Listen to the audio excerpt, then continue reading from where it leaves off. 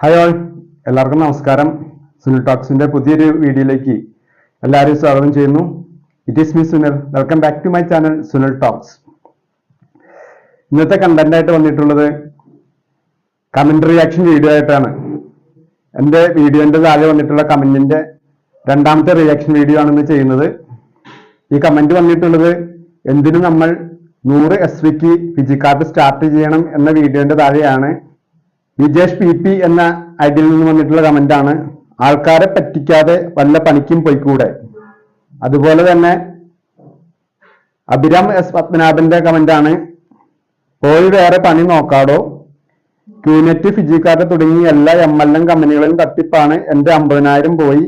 എന്തിനാ പാവങ്ങളെ പറ്റിക്കുന്നത്. അതുപോലെ തന്നെ ബോച്ചയുടെ ബിസിനസ് ഐഡിയ എന്ന വീഡിയോന്റെ അടിയിൽ വന്നിട്ടുള്ള അഭിരാം S പത്മനാഭൻ വന്നിട്ടുള്ള മറ്റൊരു കമന്റ് ആണ്. നാണം ഉണ്ടോ ആൾക്കാരെ പറ്റിക്കാൻ. ഈ 3 കമന്റിലും പൊതുവായിട്ട് വന്നിട്ടുള്ളത് എന്തിനാണ് ആൾക്കാരെ പറ്റിക്കുന്നത് എന്നതാണ്. അപ്പൊ ഈ കമന്റിനുള്ള ഒരു മറുപടി വീഡിയോ ആയിട്ടാണ് ഇന്നത്തെ വീഡിയോ ചെയ്യുന്നത്.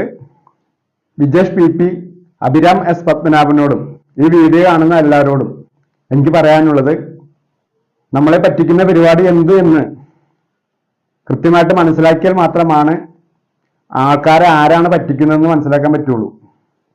1-2 ഉദാഹരണങ്ങളിലൂടെ ഇത് വ്യക്തമാക്കി തരാം. ആദ്യത്തെ ഉദാഹരണമായിട്ടുള്ളത് 20-ാം നൂറ്റാണ്ട് എന്നൊരു സിനിമയിലെ അവസാന രംഗമാണ്. അതിലൊരു കഥാപാത്രമാണ് മോഹൻലാൽ. ജാക്കി എന്നാണ് പേര്.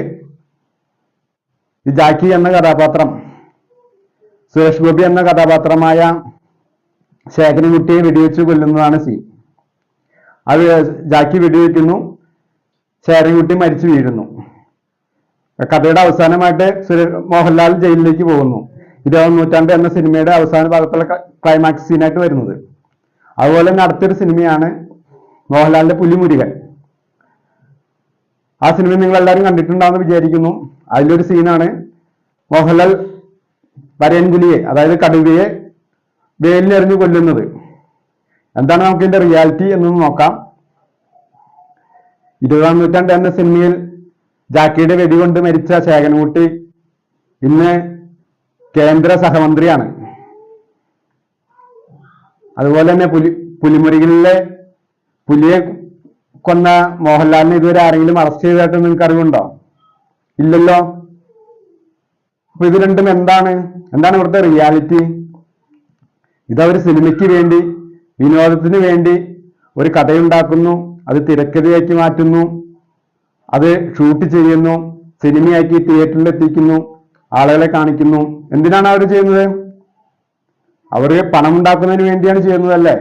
അതായത് സിനിമാക്കാർക്ക് പണം ഉണ്ടാക്കാൻ വേണ്ടി അവർ കഥയുണ്ടാക്കി പ്ലാൻ ചെയ്ത് ഷൂട്ട് ചെയ്ത് തിയേറ്ററിൽ എത്തിച്ച് കാണിച്ച് അവർ പൈസ ഉണ്ടാക്കുന്നു. ഇത് ആൾക്കാരെ പറ്റിക്കുന്ന പരിപാടിയാണോ? നിങ്ങൾ തന്നെ ചിന്തിച്ചു നോക്കുക. അടുത്ത ഉദാഹരണം വരുന്നത് വിദ്യാഭ്യാസത്തെ കുറിച്ചാണ്.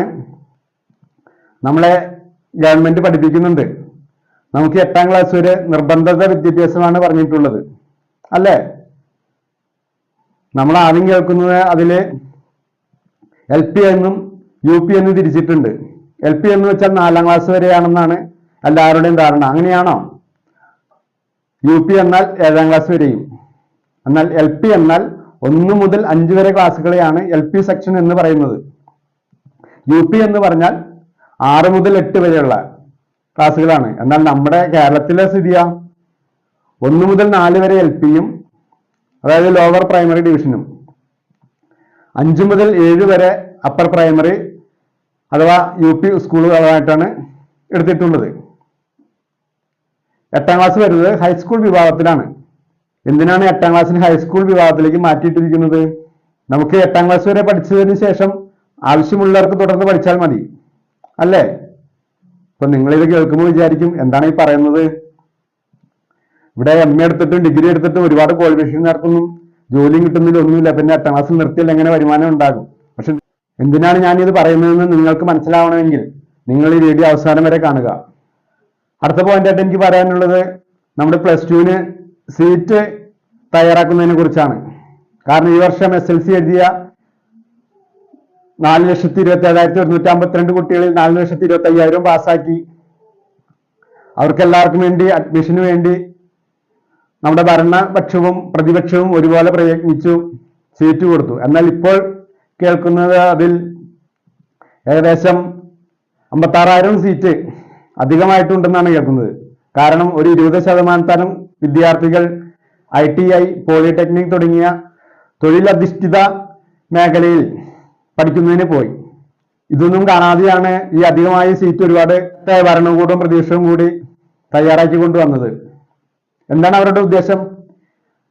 ആരെയും പഠിപ്പിക്കാതെ ഇരിക്കരുത്, എല്ലാവരെയും കൃത്യമായിട്ട് പഠിപ്പിക്കണം. അത് നല്ല കാര്യമാണല്ലേ, എല്ലാവരും പഠിപ്പിക്കുക എന്നുള്ള എത്ര ഉത്സാഹം കാണിക്കുന്നത്. എന്നാൽ ഈ പഠിച്ചിറങ്ങുന്ന കുട്ടികൾക്ക് എല്ലാവർക്കും തൊഴിൽ കൊടുക്കാൻ ഈ ഉത്സാഹം കാണിക്കുന്നുണ്ടോ?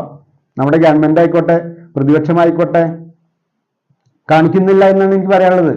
കാരണം ഒരു 2-3 മാസം മുമ്പ് തിരുവനന്തപുരം സെക്രട്ടേറിയറ്റിന് മുന്നിൽ CPO ഉദ്യോഗാർത്ഥികൾ, സിവിൽ പോലീസ് ഓഫീസർ തസ്തികയിലെ PSC ഉദ്യോഗാർത്ഥികൾ സമരം നടത്തുകയുണ്ടായി. എന്നാൽ ഇവർക്ക് ജോലി കൊടുക്കണം എന്ന് ഇവിടുത്തെ ഭരണപക്ഷമോ പ്രതിപക്ഷമോ ഇവർക്ക് തൊഴിൽ കൊടുക്കണം എന്ന് പറഞ്ഞ് ഏതെങ്കിലും രാഷ്ട്രീയ പാർട്ടികൾ മുന്നോട്ട് വരികയും അവർക്ക് തൊഴിൽ നേടിക്കൊടുക്കാനുള്ള ഒരു അവസരത്തിലേക്ക് എത്തിക്കുകയും ചെയ്തോ? ഇല്ലല്ലേ. ഇപ്പൊ എന്താണ് നമുക്ക് ഇതിൽ നിന്ന് മനസ്സിലാക്കേണ്ടത്? ഇവിടെയുള്ള ഓരോരുത്തരെയും പഠിപ്പിക്കുക മാത്രമാണ് ഗവൺമെന്റിന്റെയും ഇവിടെയുള്ള രാഷ്ട്രീയ കക്ഷികളുടെയും താല്പര്യം.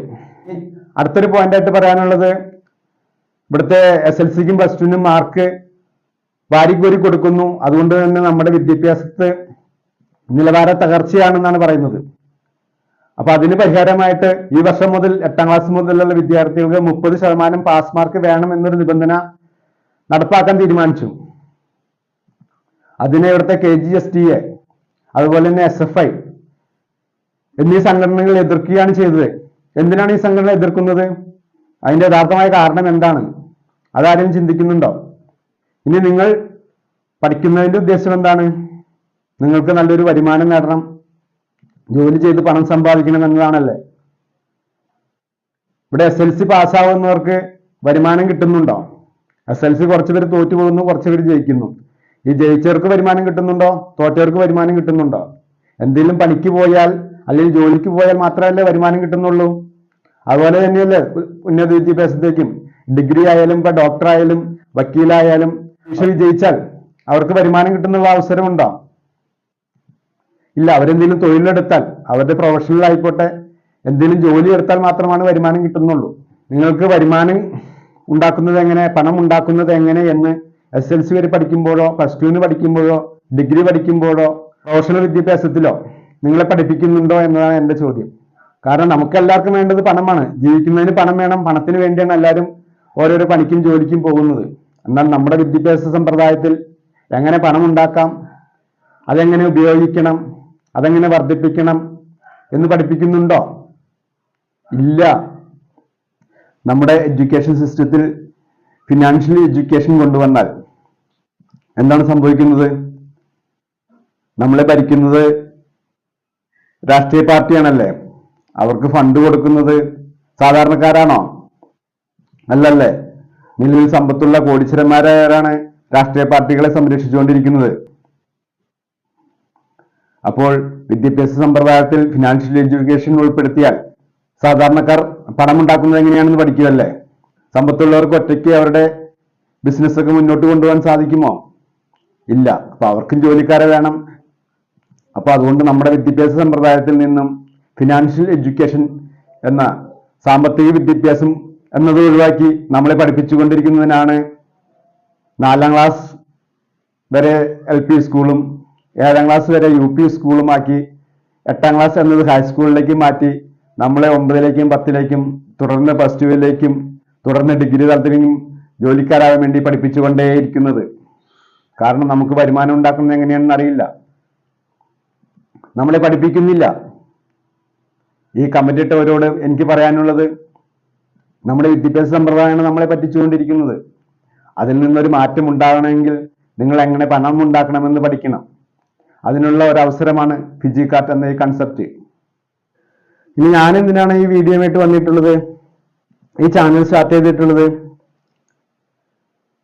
നമ്മളെ ഗവൺമെന്റ് പഠിപ്പിക്കുന്നു, എല്ലാവർക്കും ഗവൺമെന്റ് ജോലി കൊടുക്കുന്നുണ്ടോ? ഇല്ലല്ലേ. പഠിച്ച് ഉന്നത വിദ്യാഭ്യാസം നേടിയ ഏകദേശം 28 ലക്ഷത്തോളം അധികം ആളുകൾ നാം അൺഎംപ്ലോയ്മെന്റ് ലിസ്റ്റിലാണുള്ളത്. കാരണം ഇവിടെ തൊഴിൽ കൊടുക്കുന്നതിന് തൊഴിൽശാലകളില്ല. അൺഎംപ്ലോയ്മെന്റ് ഇത്രയും ഉയർന്നു നിൽക്കുന്നത് കൊണ്ട് ഇവിടെയുള്ള തൊഴിൽ കൊടുക്കുന്നവര് ശമ്പളം കൂടി കൊടുക്കുന്നുണ്ടോ? ഇല്ല, നിസാര ശമ്പളത്തിന് പണിയെടുപ്പിച്ചുകൊണ്ടിരിക്കുകയാണ്. കാരണം സമരം ചെയ്തു കഴിഞ്ഞാൽ അവരെ പുറത്താക്കുകയും അടുത്തൊരാളെ എടുക്കാനുള്ള അവസരമുണ്ട് അല്ലെ? അപ്പൊ ഈ അൺഎംപ്ലോയ്മെന്റ് ലിസ്റ്റിൽ കിടക്കുന്നവർക്കും ഈ അൺഎംപ്ലോയ്മെന്റ് ലിസ്റ്റിലുള്ളവർക്കും അവിടുന്ന് രക്ഷപ്പെടണമെന്ന് ആഗ്രഹമുണ്ടെങ്കിൽ ഫിജി കാർട്ട് ഒരു അവസരമാണ്. ഇത് പണം എങ്ങനെ ഉണ്ടാക്കാമെന്ന് നിങ്ങളെ പഠിപ്പിക്കും, അതെങ്ങനെ വിനിയോഗിക്കണമെന്ന് നിങ്ങളെ പഠിപ്പിക്കും, അതെങ്ങനെ ഇൻവെസ്റ്റ് ചെയ്യണമെന്ന് നിങ്ങളെ പഠിപ്പിക്കും.